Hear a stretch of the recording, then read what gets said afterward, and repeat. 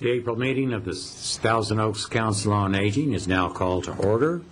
Let's move to agenda item number 2, our Pledge of Allegiance. Commissioner Silverberg, will you lead us in the pledge, please? I pledge allegiance to the flag of the United States of America and to the republic for which it stands, one nation, under God, indivisible, with liberty and justice for all. Agenda item 3, please call the roll, Francine. Commissioner Borghi? Here. Commissioner Fotheringham? Here. Commissioner Grimm? Present. Commissioner Healy is absent. Commissioner Loomis? Happy spring. Commissioner Nordkin? Yeah. Commissioner Shentes? Yeah. Commissioner Searden? Yes. And Commissioner Silverberg. Here. Thank you.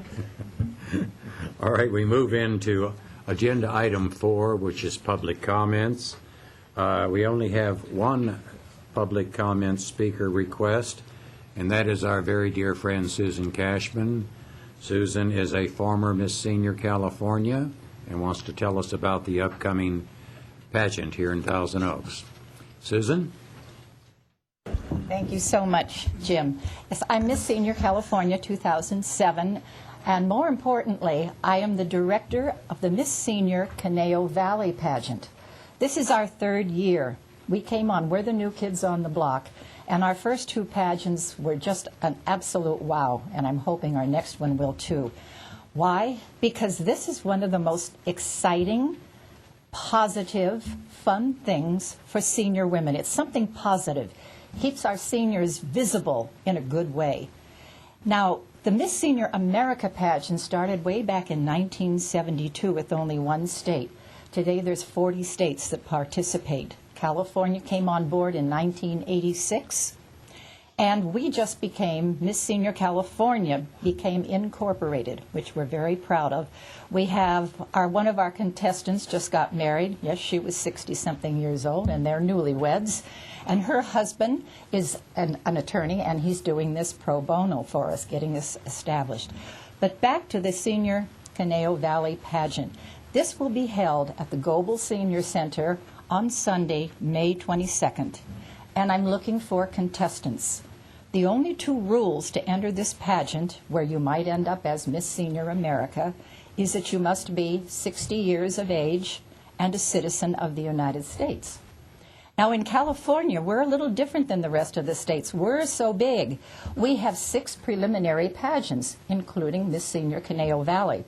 They start from San Diego and go all the way up to Santa Clara. We do not have a residency requirement. In other words, if you cannot be here, you live in Thousand Oaks and you cannot be here for the May 22nd pageant, but you feel like you would like to enter it, you can go to the next one is the Culver City pageant. There is no requirement. Miss Senior California wants to reach as many women as we possibly can who reach the requirements and are eligible. And let me tell you, it ain't easy. I've gone to so many senior facilities to talk about the pageant, and every time I ask the question, how many have ever heard of the Miss Senior California pageant? Nobody. So, but we're getting there slowly but surely. We're getting there. Like I said, in 1986, California came on board. I heard of it. The only way I heard of it was with the newspaper, the article that I read about it. Now, very briefly, I will tell you, we are judged very similarly the way that Miss America is judged, except we do not have a bathing suit competition. They are looking for inner beauty. When you are 60, you have reached the age of elegance, is what we say. There are still 4 categories that women are judged. Number 1 is the personal interview, and this the audience never gets to see. It's a one-on-one with the judges. Number 2 is the modeling, and it's very, very simple modeling. You wear a formal gown, you walk and just take a couple of steps. We realize that we're not working with the Rockettes. We are 60 years and older. The 3rd is the philosophy of life, and this is something that you need to recite within 35 seconds. And it's what has inspired you, what you believe in, what you want to share with your peers and with the younger generation. if you take care of yourself, you'll find out that 60 is the new 40, and we're still going strong when we're 60 years old. And the last is the most favorite part of all, and that's the talent. Now, you don't have to be a great singer, dancer, musician, twirl baton, tell jokes. There are many. We're all talented in our own way. The important is that the women that want to do this, join it. We've had ladies that bring their crocheting. They have made their own dinnerware. There's so many ways. Oh, and they've had sweater modeling. This is an important part, but it's still, everybody needs to know that you have a talent. The talent can only be presented in 2 minutes and 45 seconds. If you go over, we do have a timekeeper, and you will lose points. And many times the audience will say, gee, how come she didn't win? She was great. Her philosophy was great. Her modeling, her gown, her talent was wonderful, and she didn't win. That's probably because she may not have made it in the personal interview. So keep in mind that the personal interview is something, even though the audience doesn't get to see it, it's every bit as important. It's 30% of the points, the same as talent is 30%. Modeling and philosophy are each 20. That adds up to the 100%. And the judges' comments and their tallies are all done on computer. We have a judge foreman who takes his job very seriously. He comes over here from Arizona. He is a retired captain. And I'm sorry, I just demoted him. He's a colonel. He's a colonel. But he takes this very seriously. And I tell my ladies, I promise them 2 things. 1, you will meet a lot of wonderful women. And 2, you will have a lot of fun. And that is the whole point of this. It's to have fun and to be proud of ourselves. So please give me a call. You can get information by calling the Goebel Senior Center. I have brochures and flyers over there. If you know of somebody you think will make a good contestant, encourage them. The exciting thing is that the men are right 110% behind their women when they enter the show, and it's so great to see. So please, if you can't be a contestant, at least come. My telephone number is 818-883-8975. And again, you can call the Goebel Senior Center, and they will give you information there, too. And thank you again, Council, for allowing me to speak. Thank you, Susan. And please, anybody in the audience here or on television, keep Susan in mind. If you forget the telephone number, please contact the Goebel Center, and they'll have the information available for you. Thank you, Susan. Our next bit of public comment comes from citizen Jim Searden. You may have noticed I stealthily moved over to the podium here. Right? Hand is quicker than the eye, nothing up the sleeve. Here I am. It's a great pleasure, somewhat of a bittersweet pleasure, to introduce someone who is very dear to the Council on Aging and to the community at large, and that is Carol Freeman from Senior Concerns. Carol, would you join me for a moment, please? Get the embarrassed look off your face. Carol, for those of you who do not know, is the president of Senior Concerns, and during her tenure has accomplished many wonderful things. The eastern county of Ventura would not be what it is without her efforts.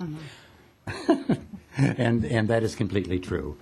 We would like very much to present you a certificate of our appreciation, which reads, to Carol Freeman, by the City of Thousand Oaks Council on Aging, in recognition of valuable contributions and exemplary volunteer service to our community. So thank you very much. And we also want to give you this. You may not want to just take this with you, leave it here, and take it when you leave. But these are for, yeah, exactly. Did someone tell her we were doing this color scheme? It is our hope.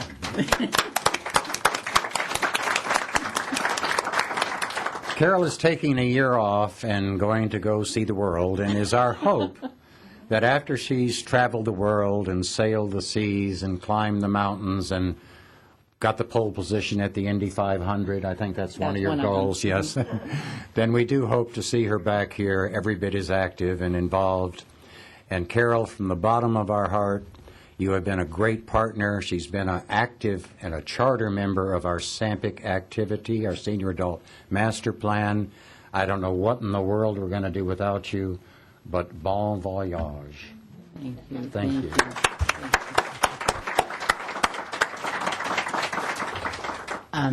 Thank you, and the flowers are beautiful. I didn't dress to match, but I'll take them anyway.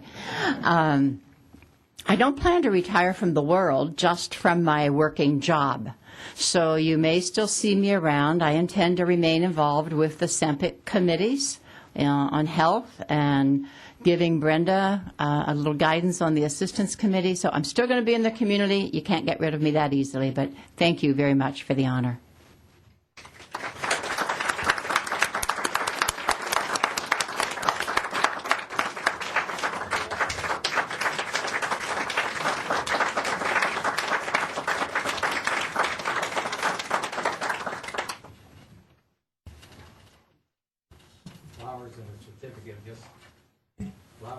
Certificates just don't say it all, Carol. Thank you so much for everything you do. You've been an absolute blessing to this community. We'll move on to agenda item 5. At this point, I'll turn it over to Vice Chair Dave Grimm to introduce our guest speaker. Thank you. Back to Commissioner Jim Searden. Thank you. With prices of gas still on the rise, seniors in the Conejo should be considering public transportation as far as an alternative and even maybe become the primary source of their transportation.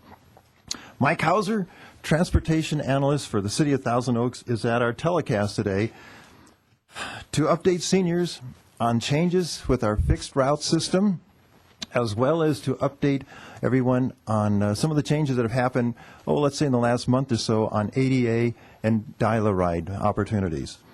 Mike has shown a willingness to appreciate the seniors' point of view as he is a member of our SAMPIC Transportation Committee. He's been very open and willing to accept our thoughts and challenges as he considers the best way to allow and help seniors remain mobile throughout the Conejo. I'm pleased to give Mike the microphone and have him update our community on the options that we have within the Conejo. Mike, thank you much for being here. My pleasure, Dave. Thanks very much for inviting me. It's been about a year since the last time we sort of made a comprehensive presentation on transit to this council. And to my left is Cheryl Seifert. Cheryl is the local general manager for MV Transportation. What some people may not be aware of is that the city itself does not operate the transit system. We manage the programs. My mic is on. Pull it closer, they're saying. How about that? Okay, good. So Cheryl is the general manager for MV Transportation. That we contract with MV to provide the service. So all the drivers, the dispatchers, and all the people that the riders interact with on a day-to-day basis are all employees of MV. Cheryl's been with us for about 8 months, and I got to say it's been a real coup for the city to have her on board. She has a wealth of knowledge and experience in providing transportation, and it's been a real pleasure to have her as a part of the team. My presentation today is going to be kind of broken it up into kind of 3 parts. So we're going to talk a little bit about where we are in transit today and give you also a little introduction in the history of transit to where we are today. We're going to talk some about some of the issues and challenges that we are facing. And then finally, so we're going to talk a little bit about the changes that are planned for coming up here in the next year or so, and also some of the things that we're going to have to look at going well into the future for the next 2 to 5 to even 10 years. First of all, I don't make decisions for transit in deference to Dave. I have a set of guidelines which I have to follow, and basically there's some principles that City Council set up nearly 15 years ago. And that kind of guide everything that we do when it comes to providing transit to people in the community. We want it to be cost effective. We want to try to maximize every dollar that we can either find or use and spend it as cost effectively as possible. We want to make sure that the residents get good quality service for the dollars that we spend. We want to support programs that reduce traffic on the roads, that improve air quality. to provide facilities, for instance, our transportation center off of the intersection of the 23 and the 101 freeway. And we want to make sure that we attempt, wherever possible, to provide transportation services to everybody that needs them. So whether it is a senior person, a transit-dependent person that needs to get to and from work, or somebody who is ADA eligible and can't ride the bus, we want to make sure and provide them the transportation services that they need. People may not realize it, but the city's been providing bus service in one form or another for nearly 40 years now. And TO Transit actually celebrated its 25th anniversary last year. It's been about almost 15 years since the Dial-A-Ride service was put into place. And interesting to note that in 1994, this is almost 20 years ago, we were the first city in the county and one of the first cities actually in the nation to have a CNG or compressed natural gas powered buses. We don't use diesel to run our buses. We use compressed natural gas, and we also use it to operate many of our Dial-A-Ride vehicles as well. We also entered into a cooperative agreement in 2001 with some of the other area operators that if you are an ADA card holder and you have, say, a doctor's appointment in Oxnard, we can arrange transportation to get you there.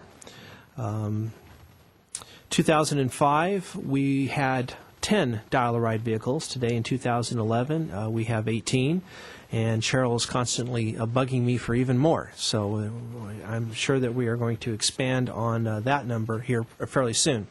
Since 2009, like I said, we have added 4 brand new vehicles. We got some of the quote-unquote stimulus funds, and we used that to purchase 4 more vehicles. We have in 2010, we instituted a computerized reservation system. Before it was all paper and pen and moving things around a big map, and now it's been all computerized, which has been very helpful for riders to schedule rides, particularly the advanced reservations. We've added security cameras and wireless internet service to our buses. Just recently here, April 1st, we increased our Dial-A-Ride and ADA service hours, a total of 21 hours a week.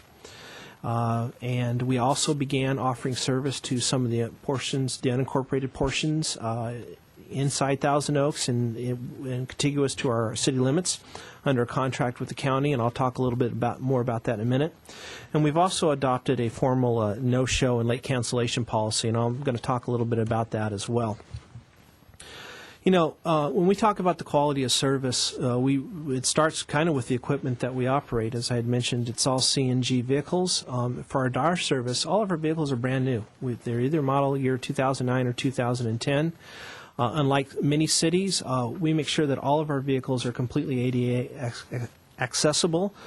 So that regardless of your needs, we always have a vehicle to accommodate you. You don't have to wait for that next 1 or 2 vans that happen to be adaptable for your ride. Every single one of our vehicles do that. The city doesn't actually own all the vehicles. We lease some of them from MV, and then some of them we own ourselves. And again, one of my directions is to do things as cost effectively as possible. And for certain vehicles, it's less expensive for us to lease them from the provider than it is for us to own it. And here's an interesting statistic. It costs about 60 cents a mile for gas and maintenance for those vehicles. So when you total that all up, those vehicles drive about 500,000 miles a year. That's $300,000 just in gas and maintenance for the Dial-A-Ride service for a single year. We recently increased our hours in service, and why did we do it? It's because the residents asked for it. They said, this is a service that we want, and we had a one-time opportunity for grant funding. And you notice that they use that term up there. It's an acronym, CMAQ. It stands for Congestion Management and Air Quality. And that term is going to come up a lot in my presentation, and we're going to be talking a little bit here in a while about why those funds are so important and why the potential loss of those funds is going to have a tremendous impact on our service. We expanded our service area because the county asked us to. They said, look, we're providing service for seniors in the exact same area you're providing service for disabled persons. Why not put that all under one banner? And again, it was a way for us to improve service at no cost to us. We also just now started a new reservations policy, and this is a brand new program, and it is causing some concerns with some of our riders right now. But the first thing I want to do is assure our riders that nothing really has changed. We've made some minor tweaks. We are still a service that you can get as many rides as you want anytime that we offer service. What we have done, however, is we've said that those requests for rides that come with little or no notice, we're asking you to plan a little bit better and not make quite so many requests. Because what happens is we base how many vehicles we put out on the road every day on the basis of how many rides we expect to have. And so if I have 16 or 17 vehicles out there, we can transport 40 to 50 people an hour. Well, if we already have 40 reservations for that hour, and I have 30 or 40 people calling that hour to say, hey, I'd like a ride, something has to give. And what happens is people end up waiting, not only the people that hour, but the people the following hours that already have reservations. So what we've done is we've asked people to be a little bit more selective, that when you know that you have an appointment that you have to go to, don't wait the day of to make the reservation. Make it the day before. And then why did we do it? Because ultimately it's going to decrease the amount of time people have to wait for their rides. And it's going to help reduce our costs. And anything that we can do to do that will allow us to continue to offer service. So, what's changed with advance reservations? Well, you can still make them anywhere from 2 hours to 2 weeks in advance. There's no limit to the number of reservations that you can make in a single day. If you can schedule what you need to do and take advantage of 8 or 10 rides in a single day, you can do that. Now, the average user uses our service about 3 to 4 times a week. There's no limit to the reservations, and as has always been our goal, we endeavor to pick everybody up within 15 minutes of the time that they requested. Now, starting April 1st, we changed that ever so slightly. When you make a reservation the same day for a specific time, we're limiting you to just 3. And we think that that's a reasonable amount to accommodate last-minute grocery trips or trips to the store that you need to do, or an outing with a friend or family member to go to a restaurant or do something like that. And again, though, our goal hasn't changed. We'll pick you up within 15 minutes. We're also one of the few dollar ride service providers, we're only one of 2 in the entire county and one of the few in the entire nation, that will allow you to call up and say, I'm ready, please come pick me up. No notice. And we'll try to do that for you and get to you within an hour. Again, before April 1st, we placed no limits on that, and we would do it any time of the day. Now what we're asking people to do is we're still going to do it, but we're going to ask you to limit yourself to 2 of those per day. And on certain times of the day, when it's our peak demand for service, we're going to ask that we only do advance reservations. So you can call us anytime between 9 and 1 and say, I'm ready, please come pick me up, and between 3 and 4 on the weekdays, and anytime between 9 and 4 on the weekends. A couple other things have changed because this is brand new for us, and these extended hours is something we don't have an experience with. At least temporarily, we're going to ask anybody that wants service between 6 a.m. and 7 a.m.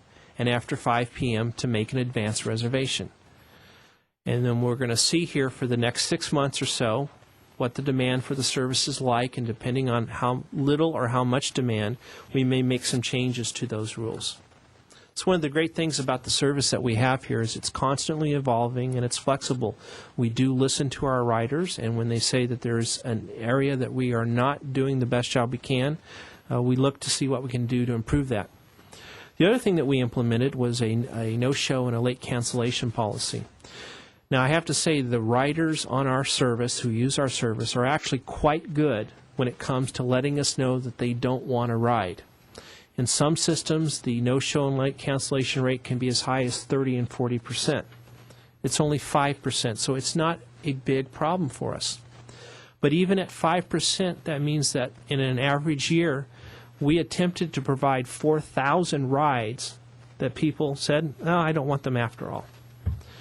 And what people have to understand is whether or not there's a body in that vehicle or not, the city's paying for the time it took to get that vehicle to the person's resident, and then they say, changed my mind.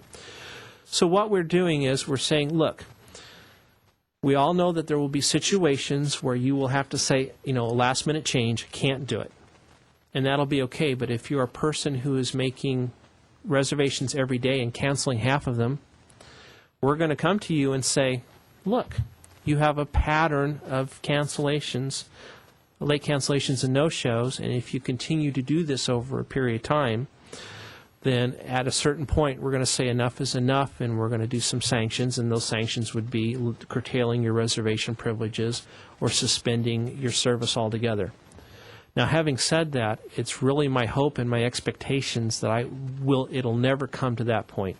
Our focus is on education and letting people know that there's an issue, and is there something we can do to help you? Now, when we talk about transportation in general, there are 5 elements to our local transportation here in Thousand Oaks. We have our private sector services. Those would be your services like the cab company, Roadrunner shuttle, airport shuttle services. You have the school bus and the school buses that are operated by the school districts. You have nonprofit agencies who provide service. Park districts that provide transportation services inside your various parks. And then finally, you have the services that are provided by the cities. In the case of City of Thousand Oaks, we provide 3 specific types of transportation service. We have our fixed route bus service, our senior dial-a-ride service, our ADA paratransit service. We operate the Thousand Oaks Transportation Center. We have the Traffic and Transportation Advisory Committee, and the city's van and carpool program for city employees. And the 7th, and I think really the most important, is the feedback that we get from our residents. In addition to that, the county has a master transportation commission. They're our planning and advisory body for the entire county. Within that, the city participates regularly in 2 committees. One is TransCom, which is the Transit Operators Committee, and the East County ADA Committee. That's the committee that's responsible for coordinating the intercity ADA service. And recently, a new component to us is the Senior Adult Master Plan and the Transportation Subcommittee, who's been instrumental in many of the changes that have recently occurred. Who uses transit in Thousand Oaks? Well, first, a show of hands. Who here in the audience since, let's say, the last month has either used Dial-A-Ride, ADA, or the buses? Well, you're about representative of the people that use the service. Only about 8% of the residents actually use transit. So there's 92% of the people that live here that don't ever step on a bus, don't use Dial-A-Ride, and don't need ADA service. But of those people that do ride the bus, 60% of them ride it every single day. Those are the people that are transit dependent. They either need the bus to get to work because they don't own a car, or they're trying to commute and be responsible and reduce traffic and reduce pollution. Seniors make up less than 6% of total bus ridership, and that's a number that we're going to be working on in the next few years to increase. Over 20% of the eligible residents, that is, residents that are age 62 or over that live in the city, have a DAR card. Now, that doesn't mean that they're all using it, but it does mean that they do have it. There is a high percentage of people that have a DAR card that don't use the service at all in a year, or might only use it one or 2 or 3 times because they had a special situation. And only 4% of the active DAR card holders are under age 65. The vast majority of holders are over the age of 70. We offer bus service Mondays through Fridays from 6 to 7, and we're going to talk a little bit here in a while about why we don't offer weekend bus service. We carried almost 185,000 passengers last year, which puts us at about, if you were doing score, that puts us in about 5th place in terms of the 9 operators who provide bus service in the county. The buses collectively traveled about 250,000 miles, and that's a remarkable number when you figure that they never leave the city limits. We have 43 bus shelters, over 120 scheduled bus stops, and I have copies of our bus scheduling if you've ever seen it. We list a lot of stops. The average fare that people pay for the bus is 62 cents when you calculate the total number of people versus the fare we take in. And this year, we calculated it's going to cost the city $6.23 to provide each one of those rides. Our senior DAR service consists of 18 vehicles. It's 6 a.m. to 7 p.m. weekdays, 8 a.m. to 7 p.m. on the weekends. Currently, it's for seniors aged 62 and over. We do it by reservation and on demand. We provided almost 43,000 rides last year. Again, collectively, the vehicles drove 500,000 miles last year. The average fare that we take in for the people that use the service is $1.83, and the cost for the city to provide that service is $22.66. Now, people say right away and gasp and go, how can it possibly be that much? Well, I have to tell you, we probably have the lowest cost of any provider in the county. There are cities who pay $40 and $50 per ride to provide the service. We also provide the ADA paratransit service, and this is a service that by law we are required to provide because we have a fixed route bus service. It's at the same hours as Senior Dial-A-Ride. We also have the intercity service available to residents to use, and that's available Monday through Friday from 8 a.m. to 5 p.m. We provided 37,000 ADA rides last year, of which about 9% of those were to other communities.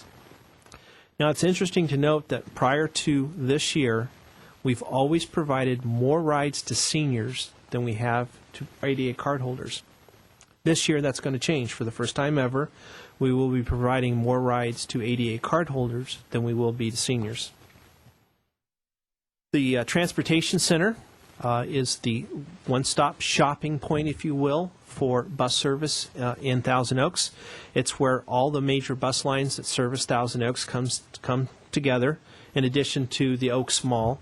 But the Vista 101 and Conejo Connection and Vista East services all come to the Transportation Center. Metro bus service, the commuter expresses down to L.A., and this is actually the furthest point west now that bus service comes. They cut back that service. Used to go all the way to Newbury Park, but they had a service cut back last year. It's also where many of the rideshare programs are based out of, and if you've ever been there and been to the parking lot on a weekday in the morning, virtually every single parking spot is taken by people that are using the service to commute to L.A., to Santa Barbara, to the coast. In fact, it's so full that the city we have 1.3 acres of land left that we haven't developed, and next year we're going to expand that parking lot. The city was fortunate to get $1.25 million in Proposition 1B grants this year, and so we're going to expand that. It's going to add about 80 parking spots. Now, that sounds like a lot of money per spot, but unfortunately, the way the land is, we've got a lot of earth that we have to move. But when you consider not only the benefit overall in terms of getting people off the roadway, reducing air pollution, it is what money that is well spent. Talk a little bit about the Senior Adult Master Plan that was approved by City Council in 2010. I have been working with the Transportation Subcommittee, and there were a number of components that were high priorities for the committee to get implemented.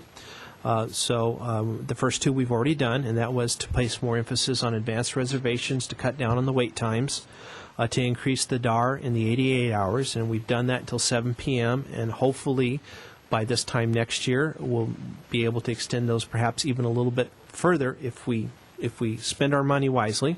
We're currently working on plans for an ambassador program to help people learn how to use the transit service. We're also working to improve the intercity ADA service because, again, we're dealing with multiple operators who have different rules, different hours, different prices, and so we're trying to work out some of the kinks that are in the system right now. We also want to explore the possibility of offering weekend bus service and more emphasis on travel training and education and marketing. We've got a lot of challenges. As good as things are in Thousand Oaks, we do have some challenges. Our funding has been significantly decreased in the last 2 years from the state and federal governments. We have a population that's aging that is going to use the service more. We have citizen expectations of a very high level of service. We have a high rate of vehicle ownership, abundant parking, a difficult street layout, so it makes it very difficult to, A, encourage people to ride the bus, and then, B, to design routes that go where they need to go, because we don't have these densely developed areas. Our annual bus ridership going back to 1980 through 2006, it's kind of a pattern. We have some growth, we level off, we have some growth, we level off, we have some more growth. Since 2006, we're in one of those leveling off phases, and in fact, if it weren't for the substantial increase in the price of gas here recently, we were expecting an almost 10% drop in ridership this year, but it's probably going to be about the same. But looking over at, and I'm going to use the mouse here, for our DAR and our ADA ridership, you'll notice that the senior DAR ridership is shrinking, despite the fact that the number of seniors in the community is going up, but that the ADA service that we are providing is going way up, and so that we're actually seeing a net increase in the ridership. And that's a trend that we expect to continue. People ask, well, why is that happening? Well, part of it is it's really economics for both reasons. Seniors have less disposable income, and so they're not going out as much. Conversely, people with disabilities who have relied on family and friends and other social service organizations to help them with their transportation needs are finding that those resources are no longer there, so they're coming to us to provide the rides. Now, as an operator, I want people on the buses. One of my jobs is to provide transportation as cost effectively as possible, and having people on a bus is the way to do it. Because whether there's one person on the bus or 40 people on the bus, it costs me exactly the same amount of money to provide the service. But on Dial-A-Ride, one person is one cost, and 40 people might be 20 times as much. And so from a cost-benefit ratio, just strictly from an operational standpoint, we want people on the buses. And it's good because you always know where a bus is going to be or where it should be. And with the DAR service, it's unpredictable. You don't know where a vehicle is going to be at any given time and where it needs to go to. And so that increases costs. On the other hand, somebody that wants transportation services is going to prefer Dial-A-Ride over a bus because, boy, it comes exactly where I want it and takes me exactly where I want to go and does it exactly when I want it to happen. So one of our jobs is to kind of find a happy medium between those two. Now, I can speak for Cheryl and all the staff at MV and myself is that we strive very, very hard to provide a very high level of service to the residents. And it's frustrating when we get those calls that say, what a lousy service you have. I had to wait 20 minutes for my ride today.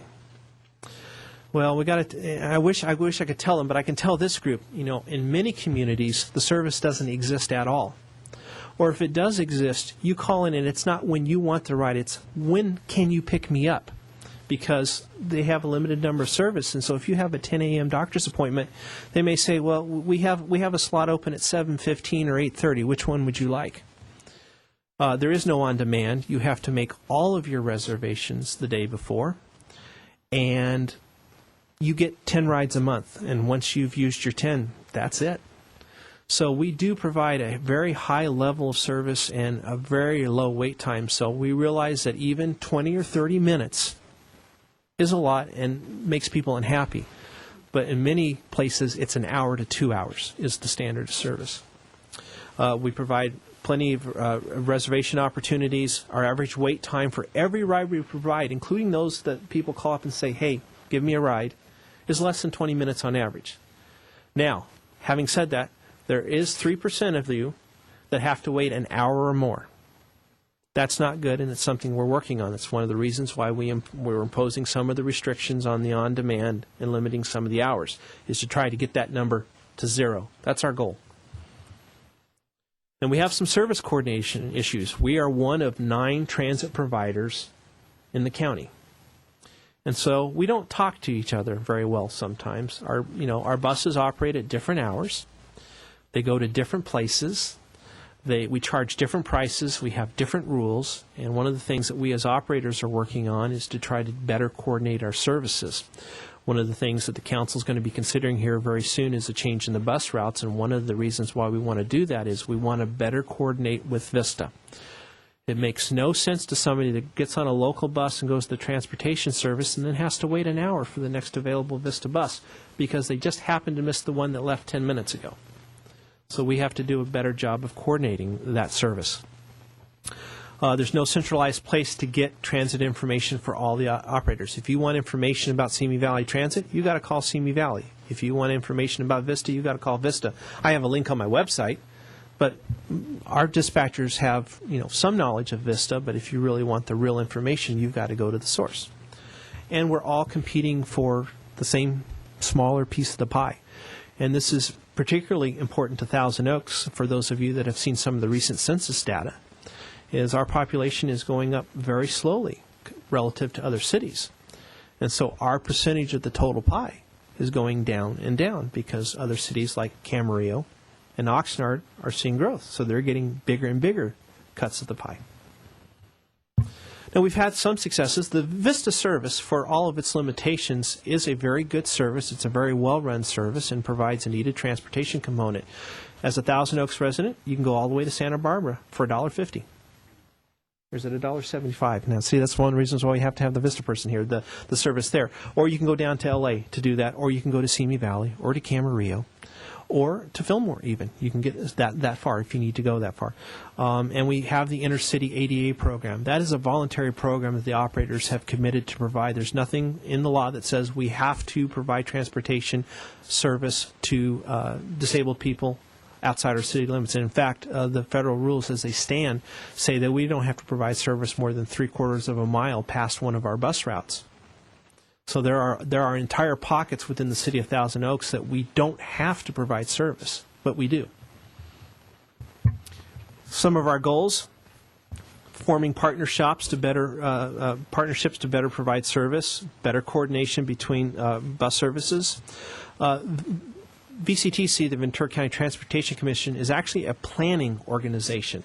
They're not really designed to be in the business of providing bus and dial-a-ride service, which they're doing now.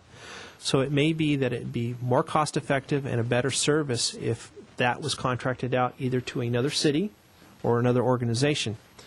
And expanding the use of alternative transportation models. For example, we've talked about, and we will be talking about, weekend bus service and limitations. Currently, we limit the dial-a-ride service to just seniors, but maybe on the weekends, we might want to open it up to everybody. We achieve some of what we want in a weekend bus service without the expense of creating it from scratch. Some of the regional transportation issues. I'm going to talk real briefly about Senate Bill 716. Right now, every year, the city gets a pot of money from the state. It's based upon sales tax revenues. That has to go for two things: transit, and if anything is left over, the balance of it can go to roads. Now, Thousand Oaks is actually only one of a few cities in the county that actually has that money left over, and so we put some of the money towards roads. That's one reason why I think most of you would agree our roads, compared to many cities, are in pretty good shape. Well, come fiscal year 2014, July 2014, we won't be allowed to do that anymore. I have to spend every dollar that we receive on transit, or we have to give it back. And I'm going to show you a chart here in just a minute. So, and some of the other issues is unreliable funding. Our funding from the feds is going down. The state sometimes gives us money from one account one year, and the next year says we have a budget crisis, we can't do it, and then they change their mind later on. And so we just never know for sure what funding is going to be coming. And if you can imagine doing your own household budget and not knowing next year exactly what money is going to be coming in, can't plan for those expenses, like to replace the car or do repairs, and so that's why it's very important. Oh, and one thing I'd like to add is there's no funding stream locally for transit. Almost every other county in California has some type of sales tax in support of transit. We don't have that in Ventura County. It's one reason why dial-a-ride service in Westlake Village only costs 50 cents. It's because they are using sales tax money to subsidize that program. That's why the City of Agoura Hills in LA County has a general dial-a-ride service that has really long hours, and it will take you anywhere you want to go as much as you want at a really low cost. It's because they're using sales tax money to pay for that. We don't have that here.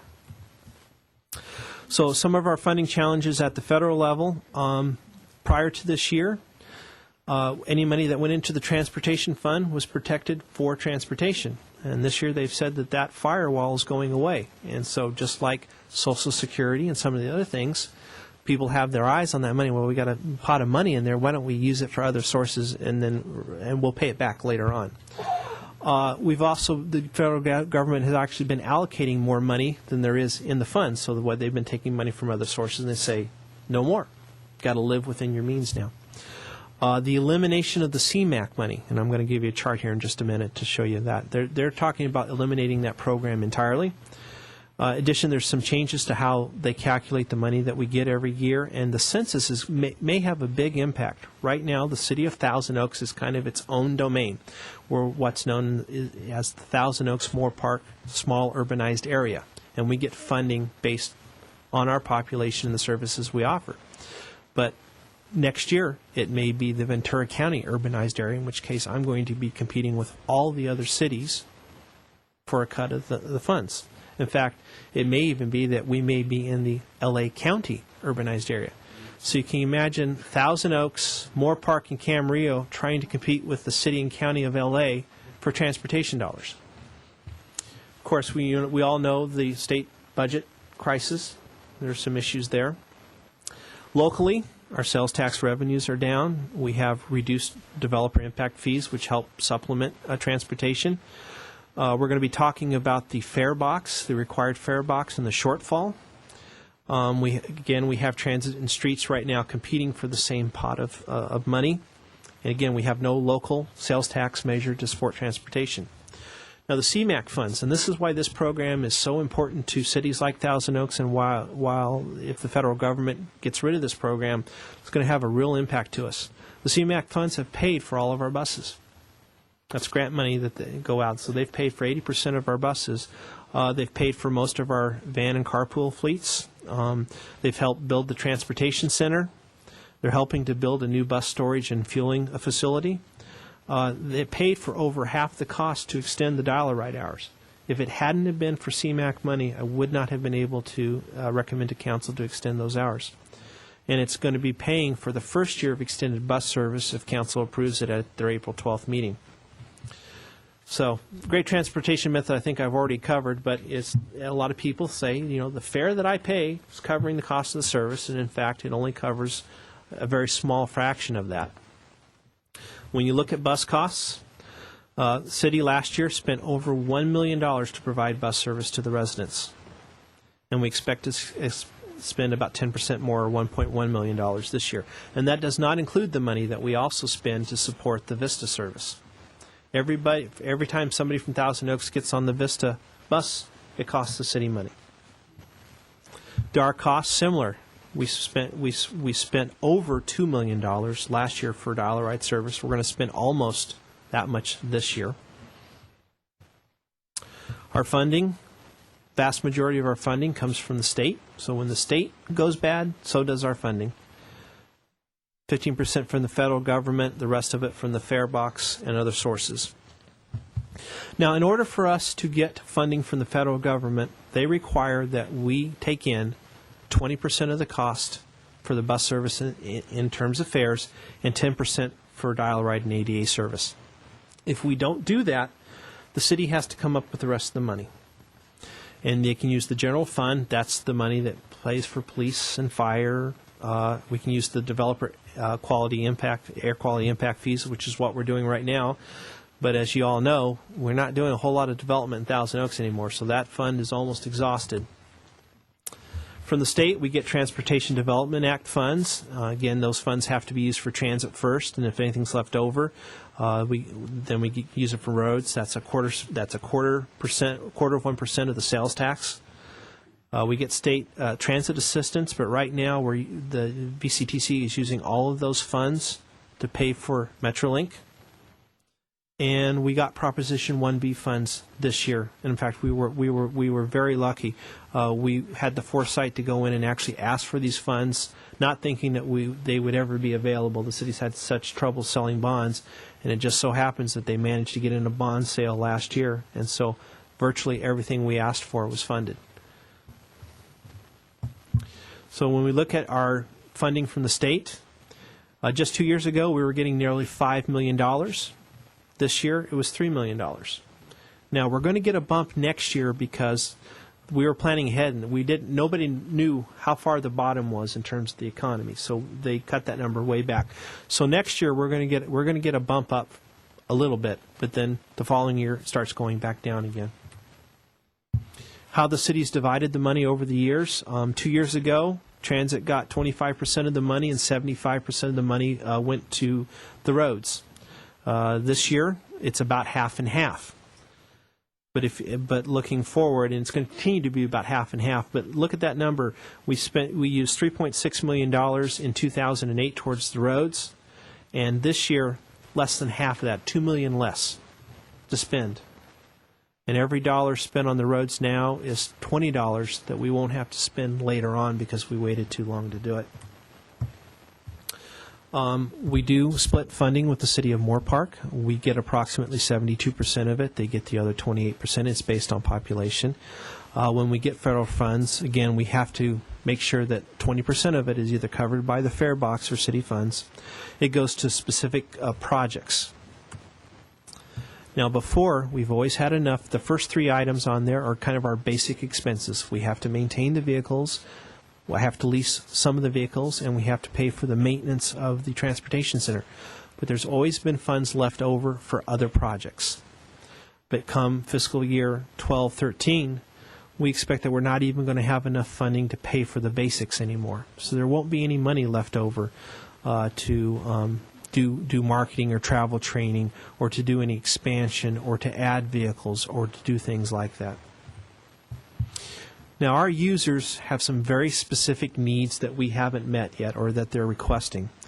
They want more frequent bus service, they want shorter bus routes, they want weekend bus service, and they want earlier morning service and later in the evening. And our Dollar Ride riders want shorter wait times, and they want service later into the evening. So in order for us to do that, we've got some issues that we have to look at. We have insufficient funding to expand the buses more than what we have right now, and our route systems haven't kept pace with the growth in the city. We recognize our routes are too long, our bus frequency is too low, our buses frequently are late. If you're running a good transit system, at least your buses are on time at least 90% of our time. We can't even average 70% in Thousand Oaks right now. Our routes don't coordinate well with one another. It makes transferring difficult, and our routes vary from hour to hour.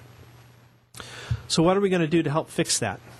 Well, Council will be deciding here at their April 12th meeting to extend bus hours 2 hours a day, again using some of that CMAQ money that we've talked about earlier. We're also going to change the bus routes. You know, we have tried every time somebody's requested a bus stop, we've tried to accommodate them. Well, we can't be in that mode anymore. We have to go where people need the service and are using it the most. So we're actually going to reduce the number of stops. We're going to shorten the routes up some. We're going to get rid of some of the overlap where we have 3 routes traveling down the same street at different times. And we're going to do a better job of coordinating the services. And Council's going to decide that at the April 26th meeting. We're also going to go to the Traffic and Transportation Commission on April 20th and request that they consider the possibility of a fare increase. And depending upon and then on the basis of what the Traffic Commission recommends, we'll be going to the City Council sometime in May, and we'll have a public hearing to give anybody who's interested an opportunity to provide comment on that. Now, for the DAR and ADA service, again, decreasing funding and increased demand. 60%, even though we've made improvements to our advanced reservation, 60% of our rides are still being requested same day. And what we need and what our goal is by the end of next year is to get that number up to, or get that number down to only 25%. There's some other issues that we have. The service is designed to allow seniors the mobility they need to go to houses of worship, to shop, to go to their doctors, to be able to go out with family and friends. It really wasn't designed for people to go to fast food restaurants, to go get coffee 3 times a day at their favorite barista across town, and things of that nature. And so it's part of the education that we want to do is to say, look, it is available to you, but please use it in a responsible manner. So how are we going to address some of these solutions? Well, we've started to. We've adopted the no-show policy. We're also exploring partnering with other cities to provide a wider range of service so that you're not just going to Thousand Oaks. You could perhaps go into Westlake Village or Camarillo or Moore Park. Better coordination of our services, more comprehensive training, better education and outreach.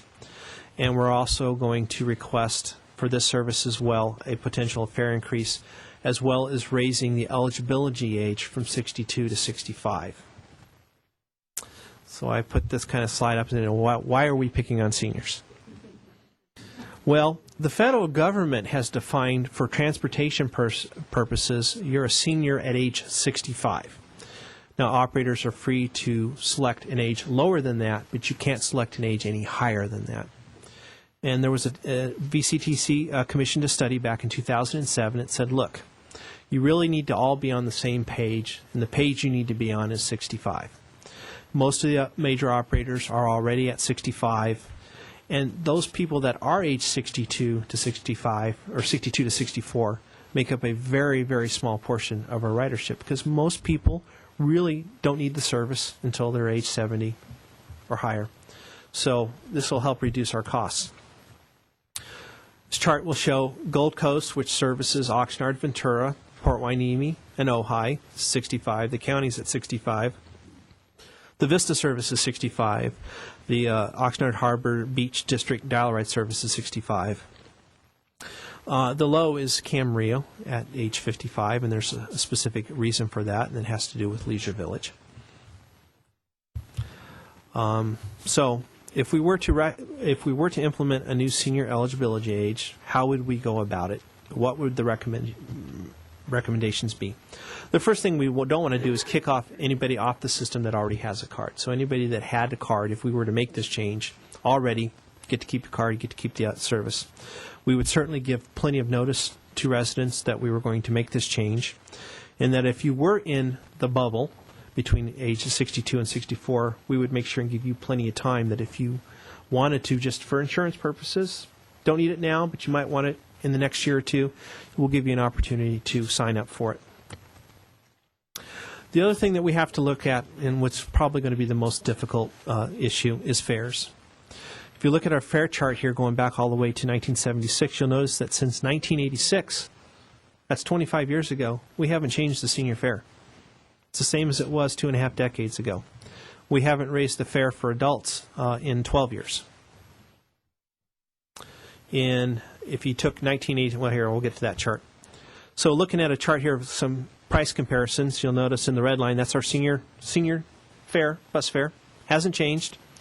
The bus fare itself has gone up 25 cents in that 25 years. The dial-a-ride service actually costs less now than it did in 1987. The price of gas has gone up almost 4 times in that period. The price of milk has gone up, has almost doubled in that same period of time. If you factor for inflation, the fare that people were paying for dial-a-ride service back in 1987 is equivalent to $3.98 today. And the $75 bus fare in 1986 is equivalent to $1.50. When we look at the actual prices that operators are charging right now, you'll notice that Thousand Oaks is at the very bottom. With the one exception is that we're the only agency that charges a transfer fee, and that would be a fee that we would be looking actually to get rid of. Only the cities of Camarillo and Moore Park charge a fare that's comparable to us, the rest of the county. Gold Coast, which services Oxnard and Ventura, is already at $1.35, and they will be at $1.50 here on July 1st.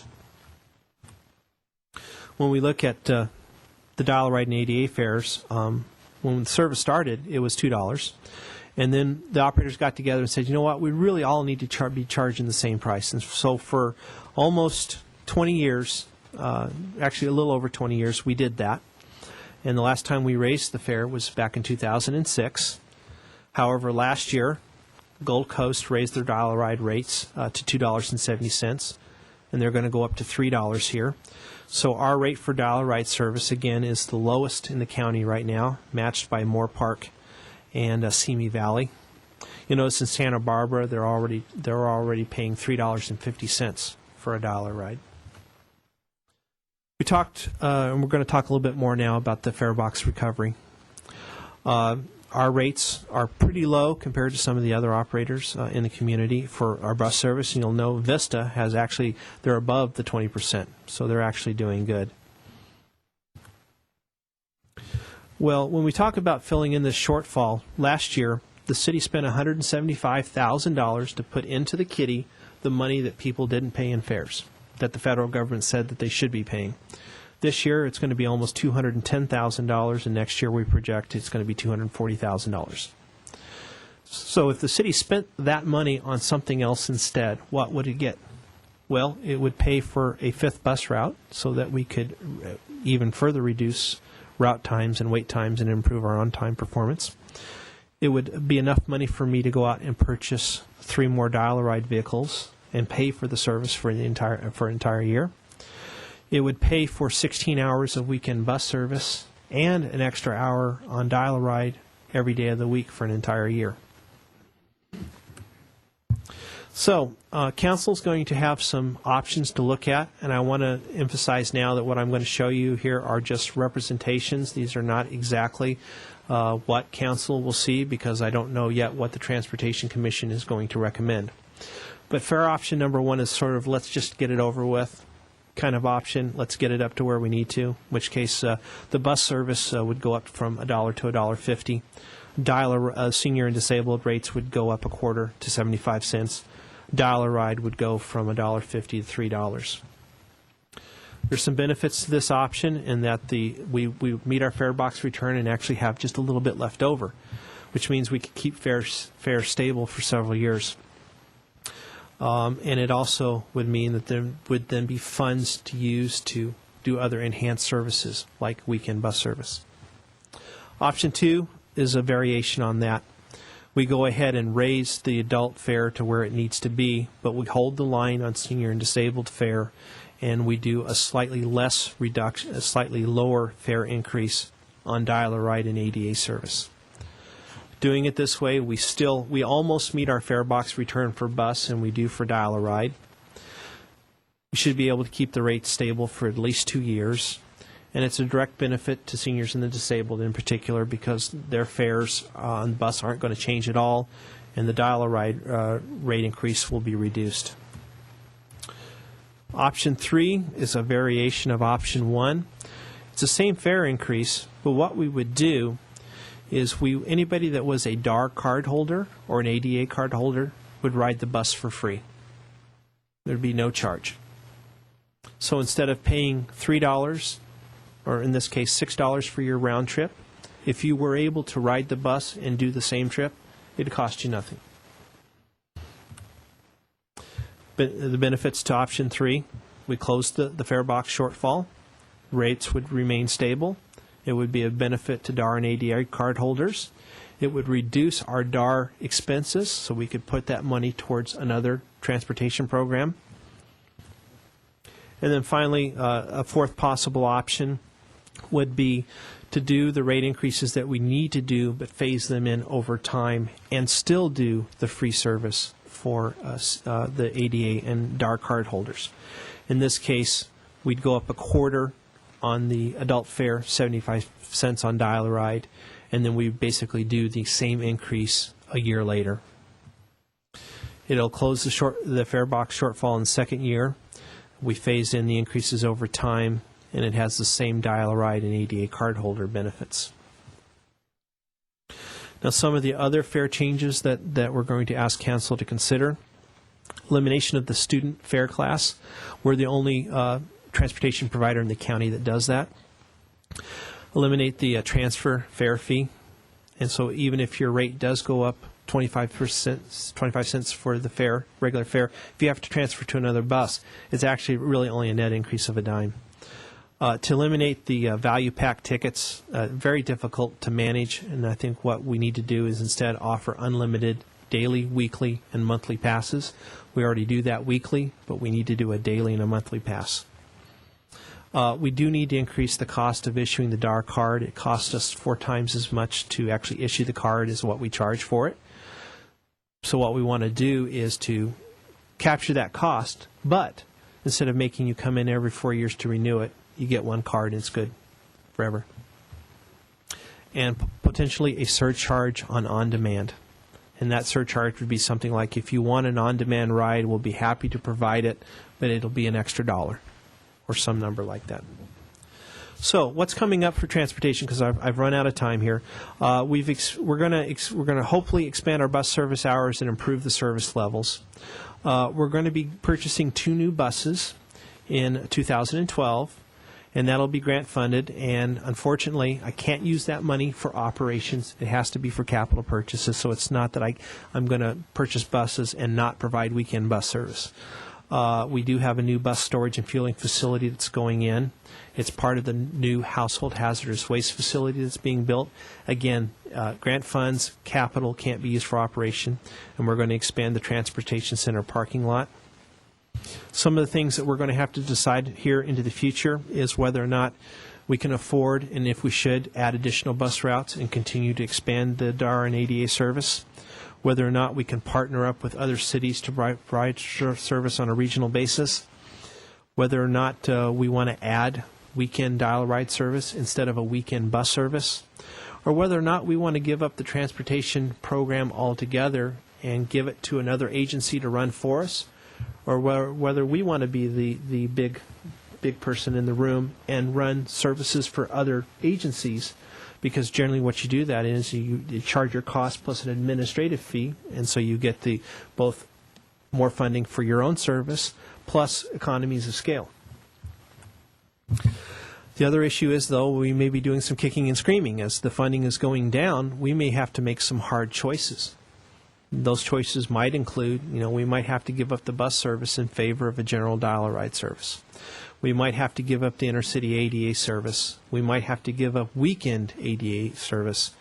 And we might have to place specific restrictions. Like I said, some of those cities, you get to use it X times per month, and that's it. Once you've used it up, you've used it up. So with that, I will be happy to take any questions.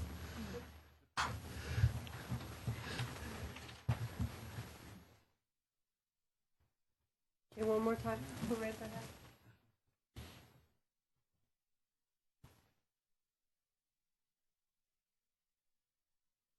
Thank you. I did enjoy.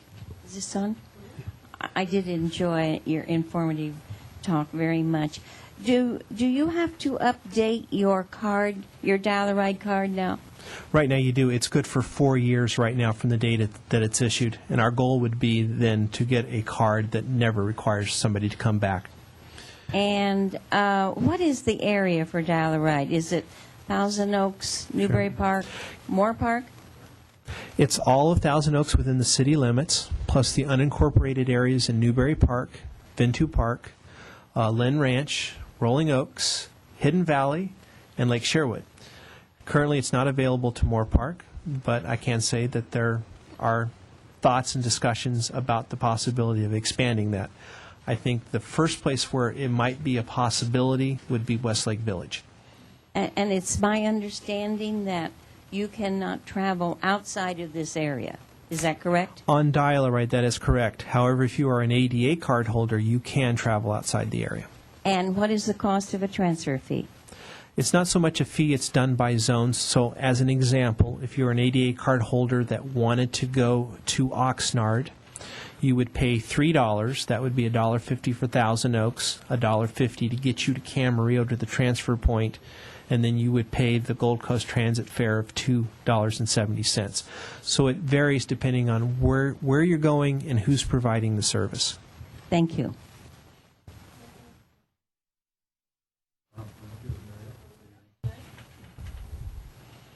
Mike, I just have, It's on, Mary. Mike, I just have one question. I think I could talk. Say if you have a doctor's appointment, Mike, there are certain doctors that I have. Some of them are at the hospital and they're not in their offices till in the afternoon, but some are in the morning. There may be other people besides me, the seniors or whatever, that have doctors that don't come in till the afternoon. So what do you do in that case? I mean, you got to be sensitive in that area, Mike, to make sure that people can, get to their appointments, or in the afternoon that people can get home. So my question to you is, are you willing to be more sensitive in that area? Mary, I think we are very sensitive in that area in that we do provide transportation throughout the day. The only restriction that we're placing right now is on the on-demand service for certain hours in the afternoon, and that's because our requests for rides exceed our ability to provide them. So what we have to do is focus on those people first that have made reservations. Now, if you end up in a situation where you had expected to be able to call up your return ride before our cutoff time in the afternoon, and for reasons beyond your control, you weren't able to do that. So long as we're able to provide the ride, we'll make exceptions on a case-by-case basis as needed. We certainly, it's not our intent to strand anybody or prevent anybody who needs a ride from getting a ride, and we'll work with people. But what we want to do is to encourage people that if you know when you need to be someplace, just call the day before or call first thing in the morning and schedule the ride. Don't wait until right before you decide you're ready to go, because we may have to tell you that we can't do it right now. How would you like it at this time instead? And we want to try to avoid that. We want people to know that if they ask for a ride at 1 or 2 o'clock, that the vehicle is going to be there as close to 1 or 2 as we can get it to them, and not 3 or 3:15.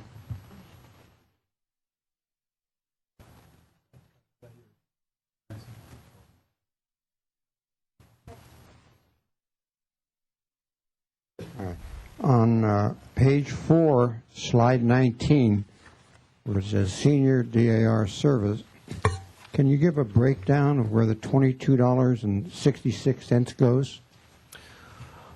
I can give you kind of an overall of that. What we do to calculate that cost is basically I look at all the expenses that go into the program. So that is our contract expenses, the money that we paid the service provider to provide the service. It's the cost to maintain the vehicles. It's the cost to fuel the vehicles. And then it's the cost of the administrative overhead. And in terms of a specific breakdown, the vast majority of that cost is going to be in the contract cost. Let me explain real briefly about how we get charged for the Dial-A-Ride service. Basically, when a vehicle is out providing service, we get charged X number of dollars per hour. Now, in exchange for that, the contractor guarantees us that they are going to carry so many people per every hour they charge us. Now, if they are able to go above that, we're still paying the same rate. If they go below that number, then they have to credit us. So the vast majority of that is in contract costs. Split it 50-50 between the contract and maintained vehicle? I would say it's probably more like 80-20. Let's say most of it is contracts costs. And that goes to pay for the dispatchers, the drivers, the management, and the computerized reservation system, and all the various people don't realize all the components that go into the vehicles behind the scenes, the cameras, the GPS units, and a lot of that kind of stuff. And I might add that even at that cost, other cities actually pay, their rates are $40 and $50, because some cities do it with city employees with those types of rates and benefits. Mike, I have 2 questions. One, some people told me that they did not understand about getting reservations or something from like 1 to 3, and that they had called Dial-A-Ride and they was told to call back after 3. And I was wondering if possibly to be implemented of a suggestion, if somebody does call within that time, maybe the dispatchers could say, well, this is stuff, but we couldn't take you to get a ride for you to maybe after 3 o'clock, rather than say, well, just call back. And that should have been the response they get, and we'll work on To that. this, okay. And then my second one is, I noticed that you had 2 different times, I guess, on the weekend for ADA card and the Dial-A-Ride cards. They should be ending at the same time, or is it still different times? No, it's the same time. Okay, then there's probably a misprint in the flyers. You might want to take a We'll look take at a that. look at that. Thank you very much.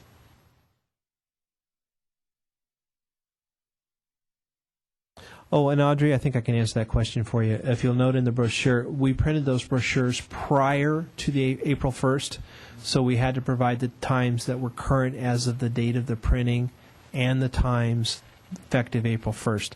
That may be where you saw the different times.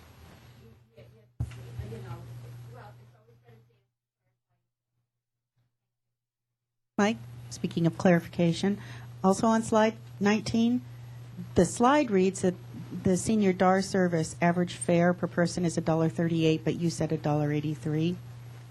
Oh, I'm sorry, that just misspoke on my part. Okay, I just wanted to know which one was right. Fairly typical for me. Rarely typical, I'd say. One question to ask you: if you ever consider including Oak Park residents for pickup and delivery? Currently, we provide the ADA service to Oak Park. That's a county area, and the county contracts with one of the local cab companies right now, and it's my understanding that they're actually going to contract with the city of Agoura Hills. We're certainly not opposed to providing that service. We've just never been asked to do it. Because I have several neighbors who are depending on the service, and they have nothing but complication. That's one of the reasons why the county is changing the service provider. Thank you very much.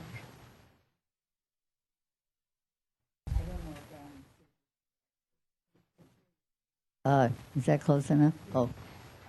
That you excluded Westlake Village for Dial-A-Ride, but you included Lake Sherwood? That surprises me. Well, it's a situation where Lake Sherwood is in the county unincorporated area, and the county is paying us to provide that service.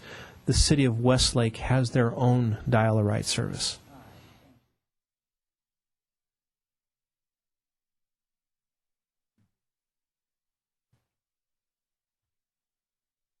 You talked about expanding service regionally, and that was going to be my question. I live in Agoura Hills, and I was wondering if it was possible to work with the whole region and expand the service, because I know Agoura Hills right now is kind of, I don't think they function on weekends or in the evenings, and recently had a friend who was having trouble getting to the hospitals over here and when her husband was ill. And it just makes sense to coordinate with the whole region, and I don't know if there's any chance of that working out or not. That's absolutely right. Everything you said is true, and I think it's a good thing. It's a bonus for everybody. I think one of the things that complicates the situation is, of course, we're going across county lines and different areas, and so there's some funding issues. And then, of course, you've got a residency and a management and councils that may have different priorities. But we are talking to one another, and we are trying to find places where we could do that.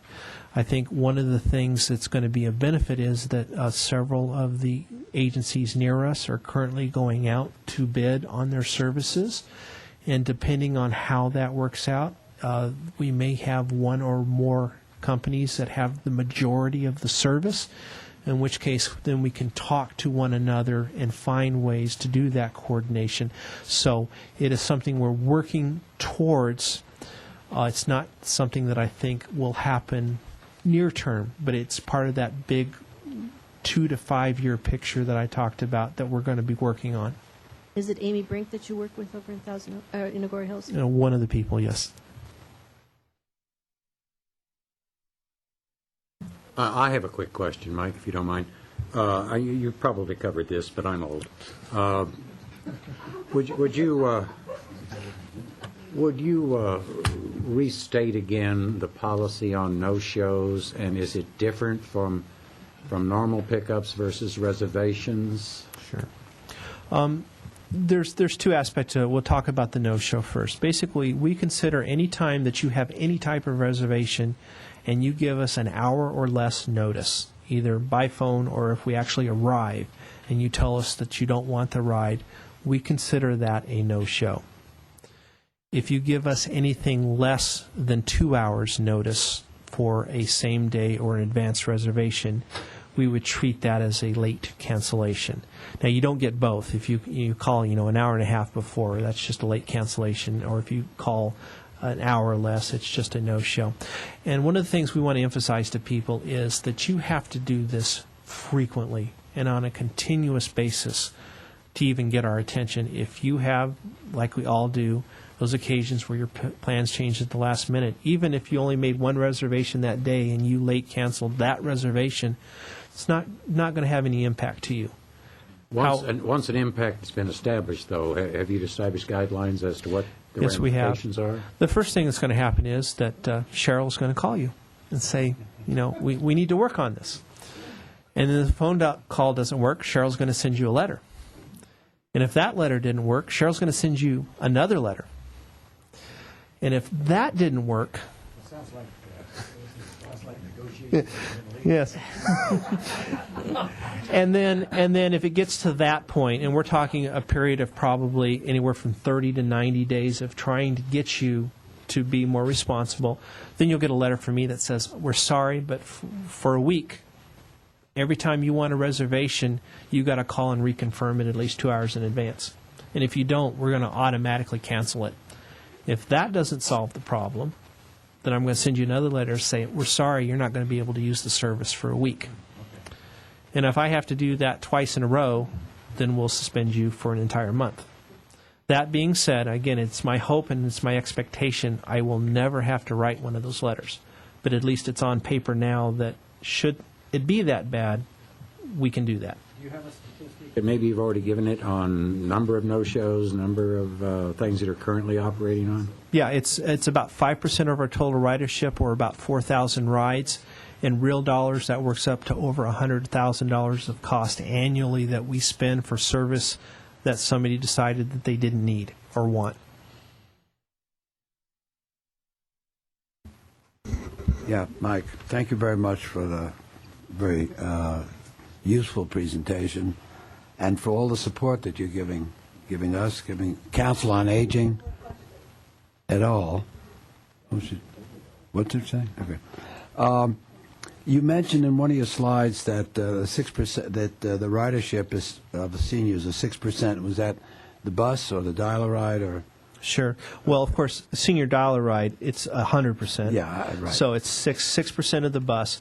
But of those people that have senior dial-a-ride cards, only 4% of them are age 64 or under. Oh, okay. So it's still big, right? Audrey has one more question. So that's actually about 125 card holders. Let me just, okay. Going forward, you indicated that two things are happening. One, the population is aging. People are living longer, and obviously the no-drive, take away the key situation is going to probably be more frequent as I project out 5, 10, 15 years. In the meantime, that's all in the face of funding challenges and things that are happening at all levels that impact you.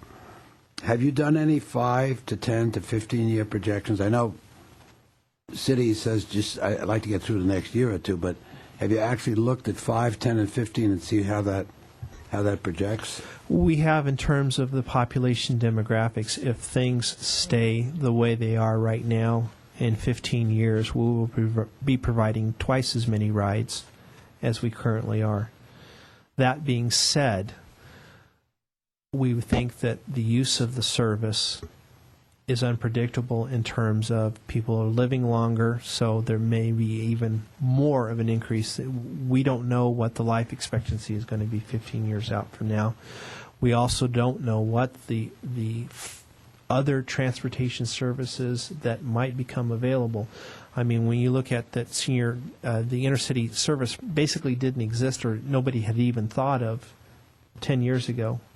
There may be a service that we collectively haven't even given any consideration to yet that may in the future supplant this type of service. We may also end up with a more extensive volunteer transportation program. That's one of the new transportation models that's been very successful in other cities, is to actually pay individuals to provide rides to other people. Well, it's a nonprofit entity, but then it's kind of like a voucher system. If you provided a ride to a senior, you turn in a voucher and get reimbursed for doing that ride. So there's a lot of things that we're looking at. Our problem is while I can anticipate what the ridership might be there's no way to anticipate 10 and 15 years out what our funding levels are going to be. They're too unpredictable even in 1 to 2 years, let alone 10 to 15. And really, it'll come down to, I think, if it gets to that point, it's going to be a question of, do we fund bus service or dial-a-ride service? It may be a situation where we can't do both. There will be a crossover. Okay, Mike and Cheryl, I very much would like to thank both of you because one of the drivers had given me that bigger pamphlet, and on it I read that you will get to understand if some of your riders have memory problems, and that you will try to work with them or family or something so that they won't forget to get the ride or to get that to help them so that there won't be a no-show. And I think for that kind of understanding and compassion to these people to help them is really very, very nice. And I want to thank you both for that and adding that to that. Thank you, Audrey. And one of the things we hope to do next year is actually to install a new phone system that will allow us to do some automated callbacks to remind people that they booked a ride. Right now, our call volume is such, it's just enough to take the calls. We don't have the time to actually call everybody back. But we'll install a system that will call you back 2 hours before your scheduled time to remind you that you booked a ride. And do you still want it? If not, give us a call and cancel it, or we'll be there. And the other thing we can do, we can even take it a step further and say, we can call you up and say, the vehicle, your route is running 35 minutes behind. So we'll call you and let you know that your ride's going to be a little bit late. So you're not standing outside waiting for it. You know it's going to be there. It's just going to be a little bit later than what it was planned for. As we all age, and I say if we're not aging, we're dead, there's an increased chance that we will acquire a disability. I believe it's 40 to 60% of people age 70 and over have acquired a disability. I'm wondering if there's any benefit to the city in terms of funding for a senior to apply for an ADA card and use the ADA paratransit versus the senior transportation. The ADA service is a little bit different in that the city is not the direct administrator of the program or that qualifies people to use the service. That's actually done at the county level, and so it's beyond us. Certainly, we want to encourage anybody that needs the service to apply for that, and that's handled by the Ventura County Transportation Commission, and their website is www.goventura.org. And they have a wealth of information online that will help people determine whether or not, because people sometimes think that if, for instance, if I'm in a wheelchair, I'm automatically qualified to be an ADA rider. The purpose and intent behind the ADA program is that if you, for some reason, whatever that reason is, you can't use a bus, then here's an alternative for you. So even if you're in a, say for instance, in a wheelchair, if the bus stop is right in front of your house and is going where you want it to go, and the bus is properly equipped, which all buses are now, you wouldn't qualify for an ADA card. However, if you had a visual problem or a cognitive problem where you couldn't read the bus signs, that would probably qualify you for the service, even though you're perfectly mobile in terms of being able to get from point A to point B. So the county contracts with an agency who does assessments, and doctors provide information, and then the determination is made that way. So we would encourage anybody that needs to use that service to apply for it. One of the things that we're struggling with right now is we have a number of seniors who probably really don't need ADA service, but because we currently don't provide service outside the county, they're going to their doctors and say, please help me to become ADA certified so that I can take service. That's why we're seeing our inner-city service go up 50 and 60% a year, is because people are looking for a way kind of around the system, around the rules. And so one of the focuses, my focus is going to be in the next couple of years, is how do we make the DAR service more mobile for people to get outside the community. And I think the only way we can do that is with partnerships with other cities. Any other questions? Certainly thank all you folks for the questions. And, you know, you look at Mike, and he looks too young to be a Dutch uncle. But I got to thank him for his diligence and his ability to grind out a lot of these pictures and the information we have here. Mike and Cheryl are always available. If you have questions or about the senior involvement in public transportation, please contact them either by phone or internet. One of the things that I do want to make sure folks understand, there is a service available that helps personalize the use of the public transportation. Again, through Mike and Cheryl's, they can have people come out and help you learn specifically for your own instance, whether you want to get on the bus to go to the mall. They have a service that will help you become familiar and comfortable with that capability. So it's a dynamic situation we're faced with. Not everything has been blessed by the City Council, but it's going to be coming. These are changes that are going to help our community better, and I do hope all of you can take advantage of it. Before I let everybody go, though, I do want to acknowledge Mike again brought up the point of the Sampic Transit Committee, and we're happy that Mike and Cheryl have been a part of it, but there's other folks who have been a part of it over the last several years, ever since we started, really. The transportation team is now led by Sherry Phoenix. I know we don't have the camera to flash over, but she's here. Certainly is a wonderful leader, very active, and as you gathered from some of her questions today, very aware of what's going on.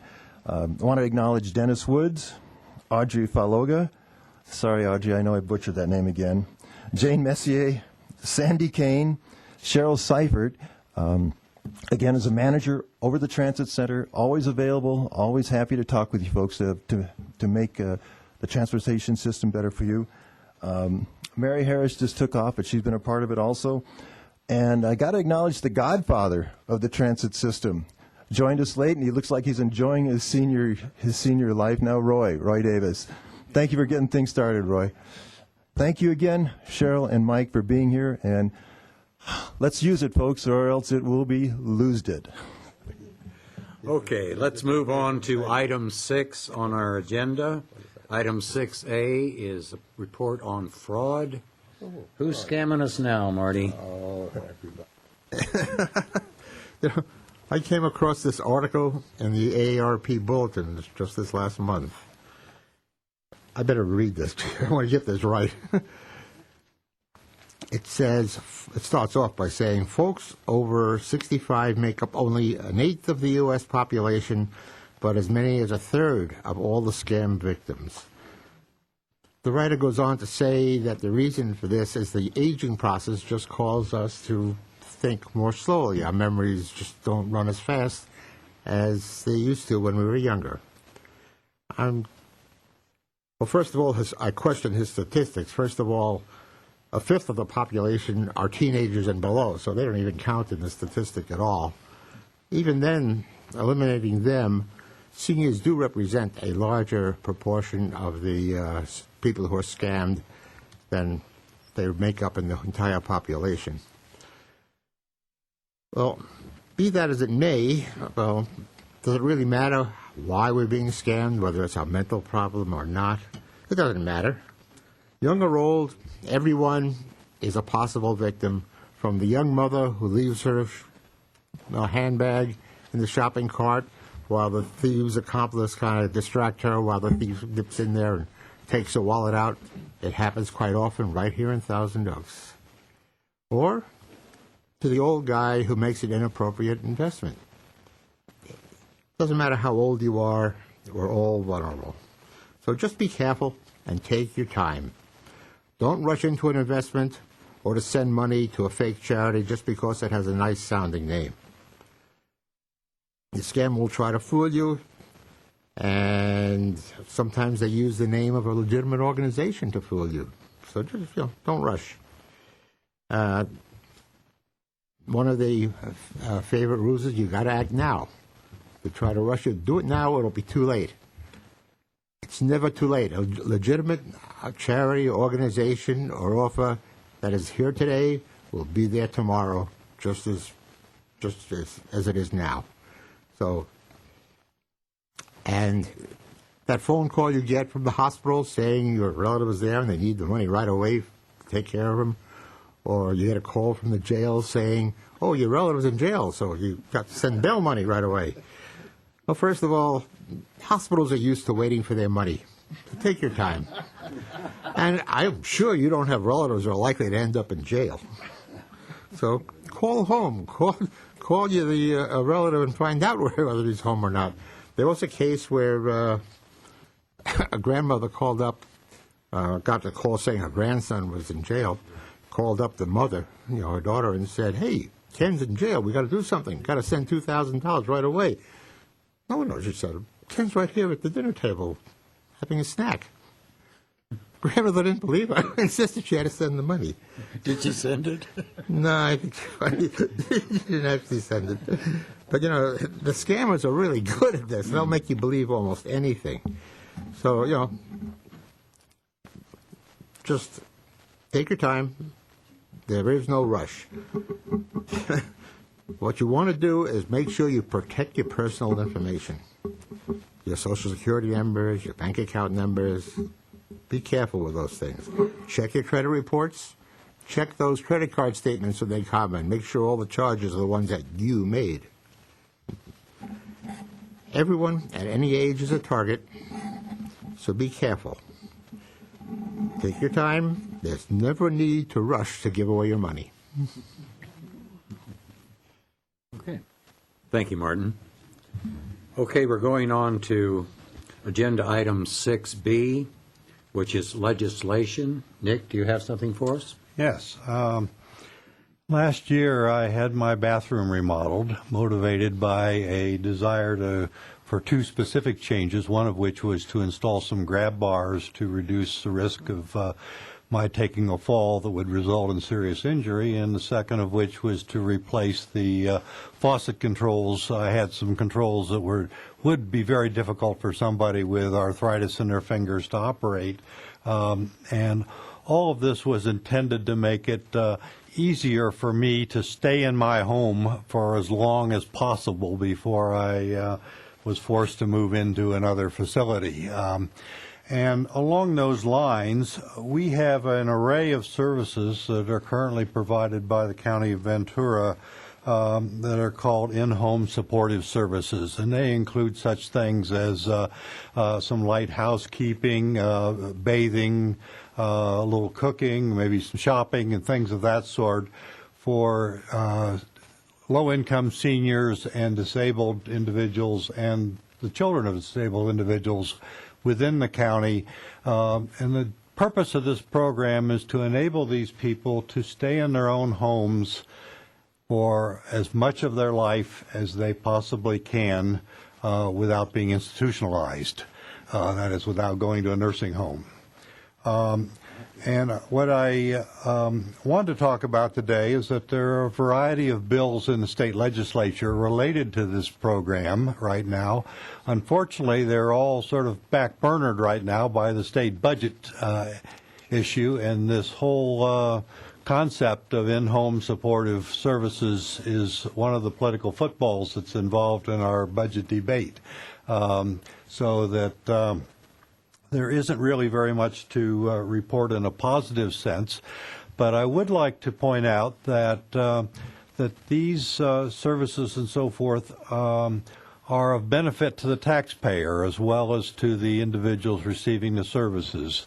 It costs the taxpayer more to maintain a low-income senior or a disabled individual in a nursing home than it does to maintain them in their own home. And so this is a win-win for both the taxpayers and the individuals, and we really ought to see it that way as we're sort of trying to muddle our way through the budget crisis. Thank you. Thank you, Nick. Okay, agenda item 6C, Senior Adult Master Plan. Mel, do you have any updates? Yeah, just really a brief one. Our SAMPIC Health Committee, which has been working hard and many long hours on a variety of issues, and one most recently has been a cooperative program with the county health services on the use of a new county what was currently the Borders bookstore, that will become sometime over the next year a county health facility. And I just want to alert everyone you'll be hearing more about that, and there'll be some outreach and marketing work, and we've been working on that. A person who has on that committee, who has chaired it now for almost 2 years, Gary Gregory, has departed Thousand Oaks for Points East, back to Connecticut for a variety of reasons, family and otherwise. So I just want, Gary couldn't quite make it today. I would have hoped he'd been here, but anyway, he's probably halfway between here and Connecticut, and I just hope he's not on a certain kind of plane. But anyway, let me say that we've appreciated his work and his and dedication, and again, doing like all of the other SAMPIC committees, doing great work in support of the current senior community and the future senior community. And we have a member, at least one member of that team here, and if that member wished to say a few words about this quote-unquote partnership with the county, that you have that opportunity to do that. But anyway, you'll be hearing more about that as time goes on, as it develops. So anyway, I just want to again thank all of the folks who are our group of well over 40 volunteers who have demonstrated their outstanding service, support, and dedication to the process, which the city should be proud of, seniors should be proud of, because it's probably unique for a city this size around the, not only in the county and the state, but probably beyond. So anyway, thank you very much. Thank you, Mel. Moving on to item 7, under item 7, liaison reports. I-7A, Marty, the Retired Senior Volunteer Program. Oh, yes. Well, RSVP volunteers are still available to help you with your income tax returns, but we are running out of time. We've used up today already. It's too late for today. You have Thursday, tomorrow, and Friday at the Global Senior Adult Center from 9 to 4 p.m. And next week you have Wednesday at the Newbury Park Library from 9 to 3, and you'll have just Thursday next week at the Senior Center from 9 to 4 again. Thanks. Okay, Marty. Gene, I guess you're going to give us an update on status of the Global Senior Adult Center? Yes, thank you very much. Andrea Koval ordinarily does this segment, and she was unable to be here today. I'd like to talk generally about the center, to just talk to our listening audience and say, if you have not visited the Global Senior Adult Center and don't know what's there, I would ask you and plead with you to come, because there are so many activities there that are available for seniors. Let me point out just a couple of things. For example, there are sport and fitness activities, dance, music activities. There are lots of games that are available for virtually anyone. There are the arts and computer training facilities, and just about anything that you think you might do that we call recreation. Many people don't even know that the Global Center exists. Let me give you, first of all, a phone number to call, and then give you a website that you can call. And I'll refer to this later on once again, but please call 381-2744 for information about the Global Senior Center, or go to www.crpd.org website. You'll also be able there to look at the website of particular times that everything is available at the center. It gives you a daily program that is available.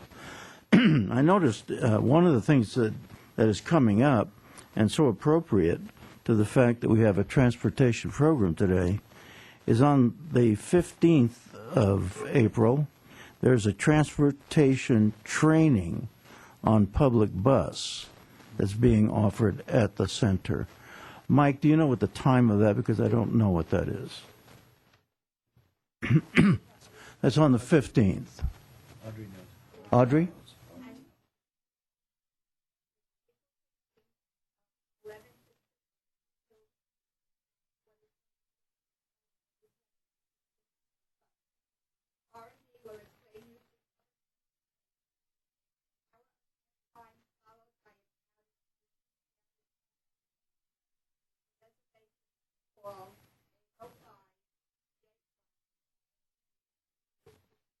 Okay, thank you very much.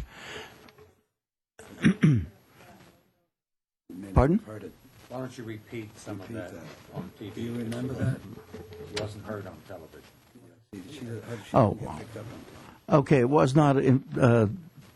That was not on the television. Okay, the telephone number is 381-2744, and that meeting is on the 4th, 15. That's April the 15th, and that was 11 to what, Mike?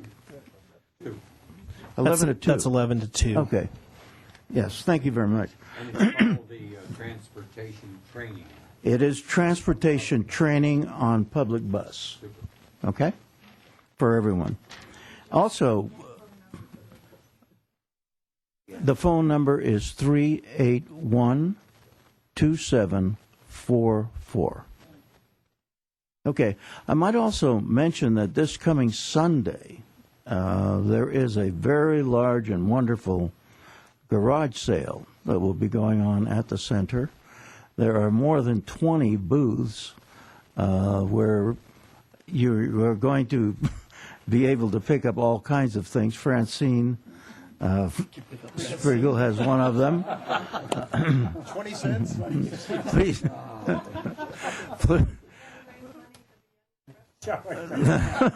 Is this a rental or a rent to buy? Or how do we...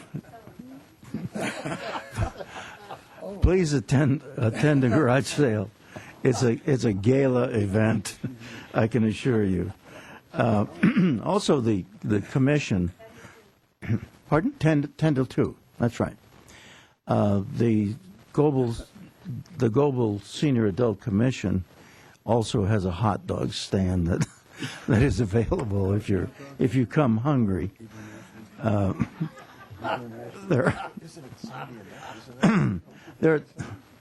don't know if our audience knows, but at least we have 3 members of our commission that also serve as commissioners at the Global Senior Adult Center. And the Senior Adult Center Commission, the president is here today. His name is Ron Schmidt. He's seated in the audience. We can't get a camera on him, but he's one of the older members, of course. He's German. One other item that let me just mention on the the 18th of April at 9:30 in the morning. For anybody who doesn't know anything about the center, if you'll call that same phone number, I'll repeat it in just a moment. If you'd like a tour of the center and you'd like to have any questions that you might have about the center, please call that telephone number, 381-2744, and we will have a group of people that will give you a personal tour. Okay, I'm your guide, and I will be happy to answer any questions you might have at that time. You need to need to make a reservation. So call 381-2744. Thank you very much. Harry's got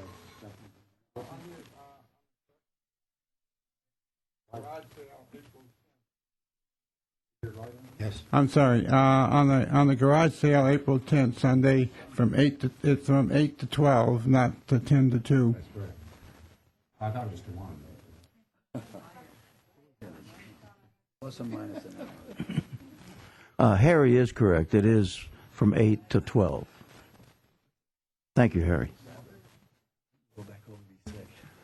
All right, thank you, Gene. Another report under 7C, Ventura County Area Agency on Aging. Nick, I think you've got a few notes on that. Well, we have 3 members of the Council on Aging who are currently represent us as liaison with the Ventura County Area Agency on Aging. Myself, Commissioner Silverberg, who is there by virtue of being the immediate past president of the VCAAA, and Len Loomis, who is our most recent member. And our past meeting was the first one that Len had an opportunity to attend, and I thought we might be interested in what his general impressions were about that organization and how they differ from our organization and the way they operate. I'm not sure they have as much fun as we do. And when I made the comment that Silverberg was responsible for me being being appointed, I got run out. So maybe that says something about how it works. Actually, the two different, the COA and the VCAAA, are quite a lot different. They have money to spend. Really, COA Thousand Oaks doesn't You're a quick have learner. money.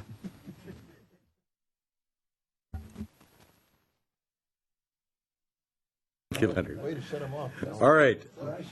Any other comments, Mel or Nick, about VCAAA? That was enough. All right. We move on to agenda item 8, special events and program announcements. I would like to suggest to each and every one of you here and at home that our May program is going to be a very informative program under the general umbrella of Alzheimer's. We're going to dig into the what is known and unknown about causes, what the latest intelligence is medically about solutions, touching on caregiving. We're going to have a very, very active panel discussing this. We invite you all to be here. That'll be on the first Wednesday of May. Can't remember what that date is right this minute. But that is something that you should all attend. Any other program announcements? I would also say that at the end of this coming month, there are members of the Council on Aging and city staff who are going to be attending a national conference on aging sponsored by the American Society on Aging, and we will be talking specifically about the Thousand Oaks Senior Adult Master Plan, which has received national attention. We are a very unique community here.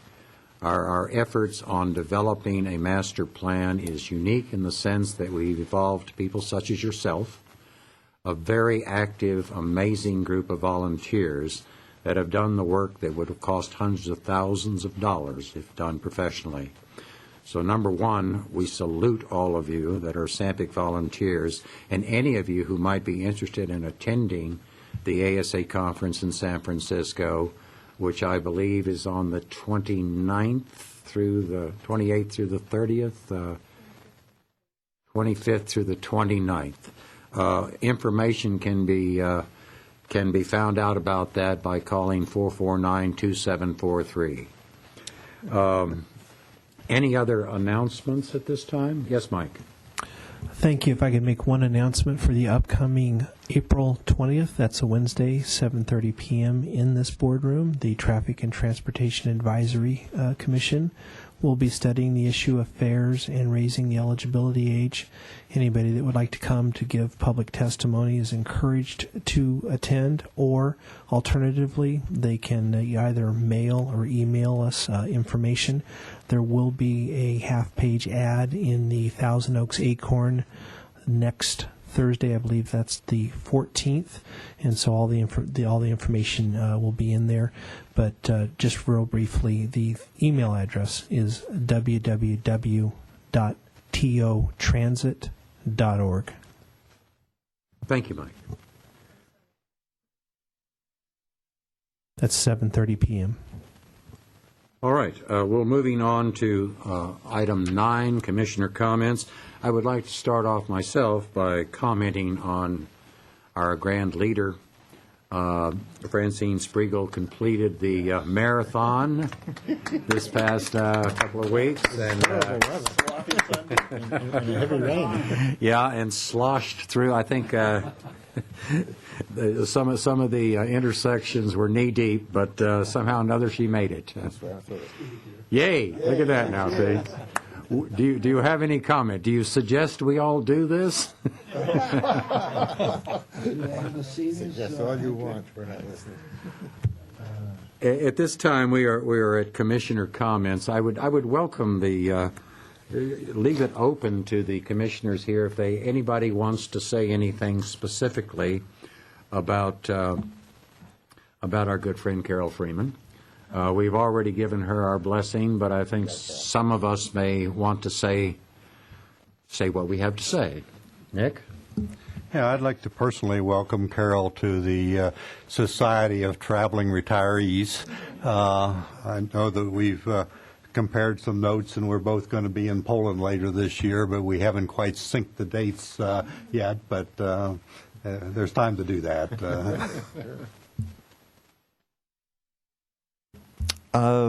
Carol Freeman is sort of new to me because I'm the youngest, but I'm really sorry to hear that. All right. But I use that in the sense that I happened to see this young lady who was driving a Corvette. Yeah. And I saw her get out of the car, and I says, I know who that is. So I in subsequent meetings with her, I found out she's a little bit of a car nut.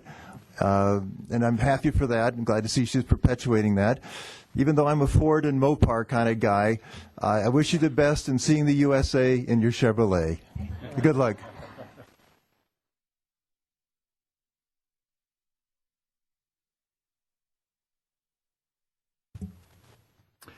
If not, I declare this meeting adjourned. Thank you for your attendance.